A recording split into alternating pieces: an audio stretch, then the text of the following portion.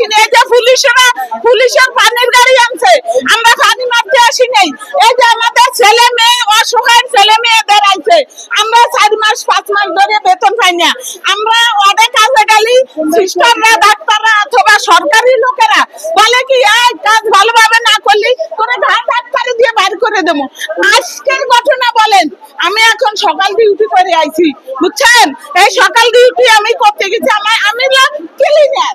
আমারে কি বলে তুমি এটা কেন না লাগাইতে পারো না? কেন না লাগাইতে পারলে এই মহিলা তোর বেতন নাই, তোর চাকরি নাই, তোরে ঘাট ডাক্তার দিয়ে বাইর করে দেবো। এটা কি জীবন? এটা জীবন আপনারা বলেন? আমি একজন মা হইয়া আমার একটা ছেলেরে বছরকে দিন একটা কাপড় কিনে দিতে না, একটা জামা দিতে পারি না। আমার বয়স্ক স্বামী, আমি তার একটু ওষুধ কিনে খাওয়াইতে পারি না। আপনাকে তো মা বাবা আছে, আপনারা প্রশ্নের উত্তর দেন। আমি এই প্রশ্নটা উপদেষ্টার কাছে চাই, কিন্তু আমি সরাসরি সরকারি ভাবে তো চাকরি চাই না। আমি যে প্রতিষ্ঠানে কাজ করি ওই প্রতিষ্ঠানে স্থায়ী ভাবে চাকরি চাই। উপদেষ্টার কাছে এটাই আমার দাবি। আমার যদি বেয়াদবি হয়ে থাকে উপদেষ্টারে বলবেন, আমারে মাফ করে দিয়ে না আমারে। কেন আমরা এগুলি পড়িয়েছি আমরা ভুগবো?